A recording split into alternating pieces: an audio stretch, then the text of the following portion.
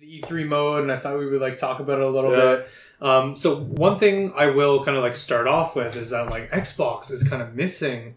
Like I think this E3 is going to be like do or die for Xbox. Like I think a lot of Xbox fans are just like waiting for them to do something. Because Nintendo and PlayStation are coming up with all these amazing exclusive 10 out of 10, Breath of the Wild, Odyssey, God of War, and Xbox fans are sitting there going like, all right, where's our games, man? Like, they said they're going to focus more on like multiplayer style games. Okay, where are they? Yeah, like where's like, so just for the E3 people who are I'm not like criticizing this because I hate Xbox. My 360 is right behind this.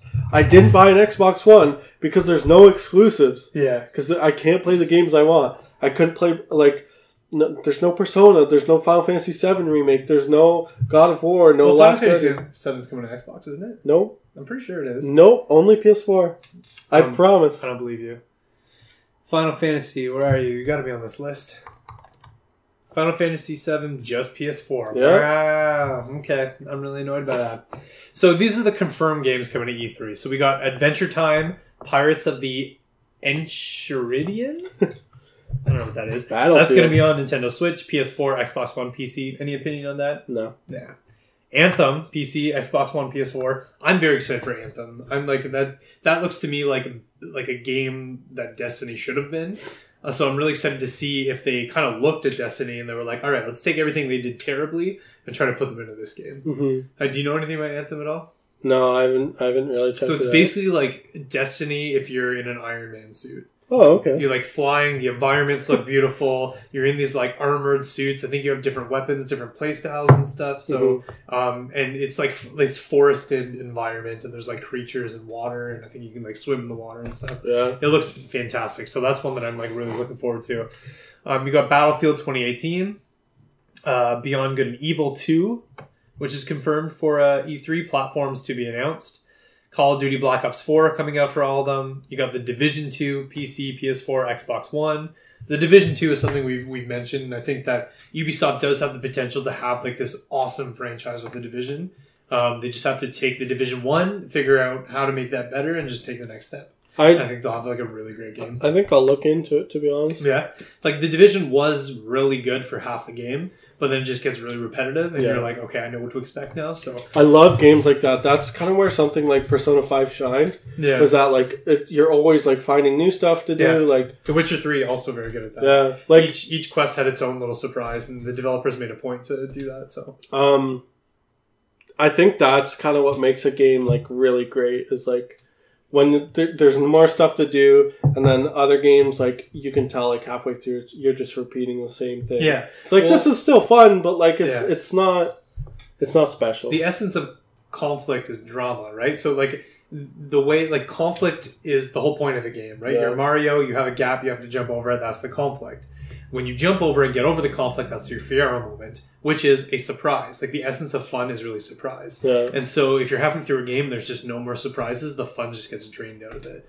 So if you have conflict and surprise around every corner, you're going to have a great game, basically. As a writer, I think the greatest element of writing is always mystery. Yeah. I think any great TV show, movie, video game always has some big element of mystery in it. Yeah. Think of something like Lost, Game of Thrones, like... stuff like that. Well, even like Star Wars, like nobody knew who Darth Vader was. Exactly. When that was revealed, it was just like, oh my God. When there's always that hint or like big thing about mystery, that's what can really like drive someone to be like, what's next? Like, what's going to happen? But because there's that conflict and suspense, and then when the surprise happens, it's like, man, this is amazing. This is fun. You can tell with some games when you've hit that, like, okay, I've seen everything. There's nothing new. Like the Division 1, which was unfortunate, but I actually did think it was like a really good game, and I think they have a foundation for something amazing. So Division 2 is also going to be at E3. We've got Fortnite, PC, Xbox One, PS4, iOS. The Last of Us Part 2, which is going to be at E3. You pumped up for that one? Yeah, I love The Last of Us 1. It was so good. I love Troy Baker. I love his work. I think that's going to be another 10 out of 10 for PlayStation.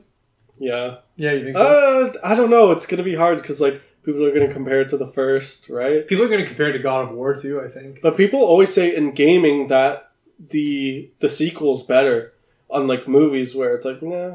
Like, yeah.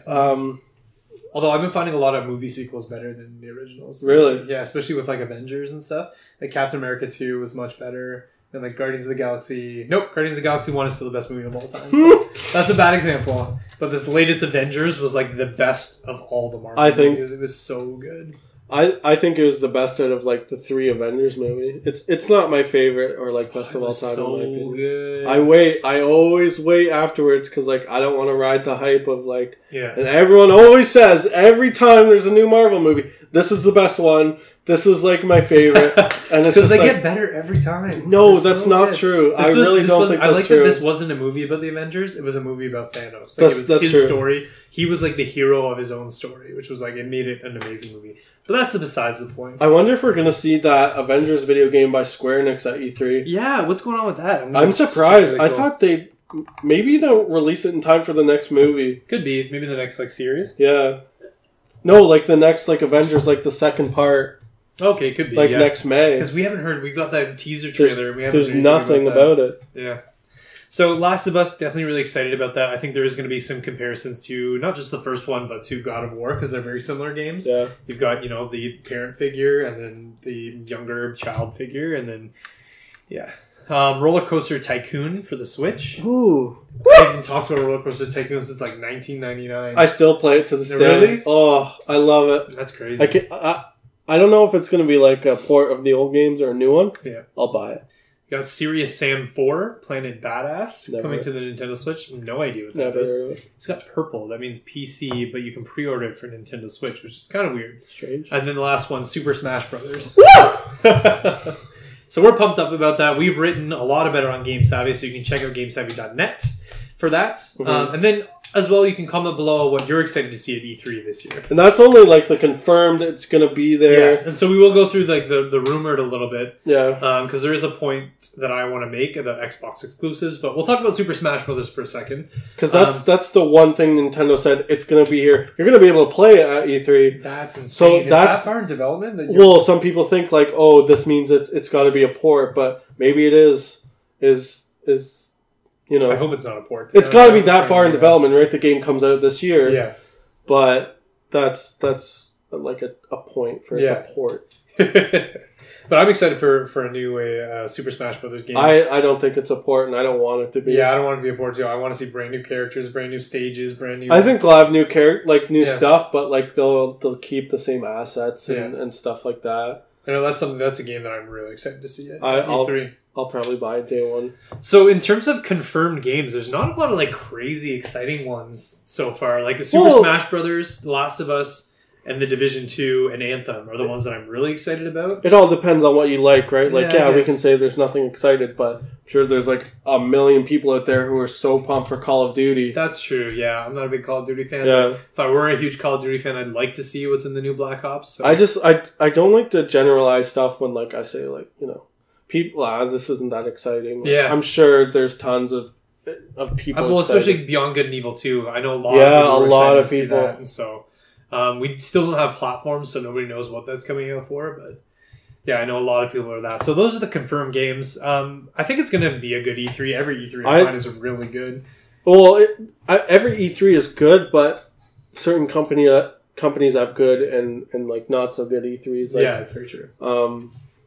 Or like there's some games that get announced that are like kind of wonky, like they have weird presentations type deal. It never goes smoothly, but I think that's one of the charms of E3. Do you have a favorite E3 moment? I have one. A favorite E3 moment? None that I can think of. No, not mine was the Final Fantasy VII Remake trailer. Yeah, that was pretty good. It like gave me chills. Like I was sitting there like, have you seen it? Like you must have seen with like Cloud walking through. Like, yeah. I was like, I didn't know what it was at first. I was just watching it, and like the whole time I'm like, this like sounds like Final Fantasy, like, and then like kept going. I was like, this sounds like Final Fantasy VII, like Final 7. And then by the end, I was like, this is Final Fantasy VII. That's amazing. No, I'm hoping for that really good E3 moment because I really haven't had it. I think it'll happen. Not a moment that like stands out. You know what's going to happen? Is it's going to be Pokemon for Nintendo Switch. I don't know. They're going to do something, and I'm just going to freak out. Like I'm like, yes, this is what I'm waiting for.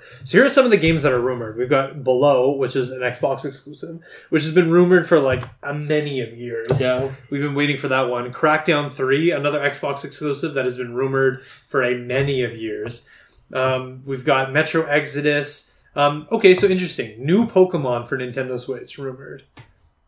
Yeah, but that's just rumored. Like that's... I know, but like we keep saying that like we're not going to see anything in 2018, but I would love to see it. I think even if just a teaser, just like a little taste. I don't think we're getting Metroid Prime 4 any. Definitely not 2018. Pokemon's a maybe. I think maybe because they still have that Christmas gap. That's true. Yes, like I think Smash is coming out with the online service. I've said it many times, but I think if that's the case, they have a big Christmas gap. Yeah. And I think Pokemon will fill that. And like, imagine how many sales the Switch is going to get when they announce Pokemon. So in terms of rumors, we've got Days Gone for PS4, we've got Death Stranding for PS4, we've got Final Fantasy VII for PS4, Ghost of Tsushima for PS4, Kingdom Hearts 3, which is also coming out for Xbox One. But then we have Shenmue 3, Spider-Man, as well as Shadow of the Tomb Raider. And then for Nintendo Switch, we have we've got Kirby, Metroid Prime 4, new Pokemon, and Yoshi. But for Xbox, there's not a lot on there, which is very concerning. I want there to be. Like, I don't there's play below, Xbox, but like I want people to have that. There's Below, Crackdown, and that's it. Below and Crackdown. Oh, they might show the new Fable. I've heard that. So I think that Xbox needs to make a splash. And I think the reason why they're not doing anything is for build-up. Because I think this is really going to be a moment. It has to be. They have to have a moment where they're like, oh, you thought we were doing nothing? Well, you know? Like, here's all this stuff you're getting. And Xbox gamers can finally be like, thank you. Like, we finally have something to talk about. But then again, like, it might be, we have all this stuff, but it's not coming for like 2 years. That's true, yeah. Which would be weird because if you think about it, like, we've been waiting so long, everything should be in development by now.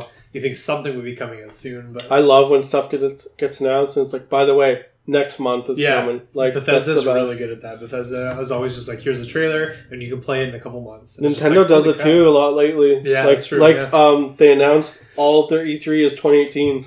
Yeah, they're not going past. They're not showing anything from 2019, which makes me think that they're going to show a lot. Yeah. Fingers crossed, because Xbox, you need to step it up a little bit, in my opinion. I think they need to have a big E3. What is the one thing you really want to see is Pokemon? Yeah, I think Pokemon would be huge. I would also love Xbox to do something, like a Fable or a Halo or a new Gears of War or like just something. If they release a new Fable, I will one day get an Xbox. Yeah, like a Fable would be the one to actually bring gamers over or something like. Something that a lot of like developers and like Microsoft, PS4, and Nintendo don't understand is sometimes it's smaller games that do sell consoles. Yeah.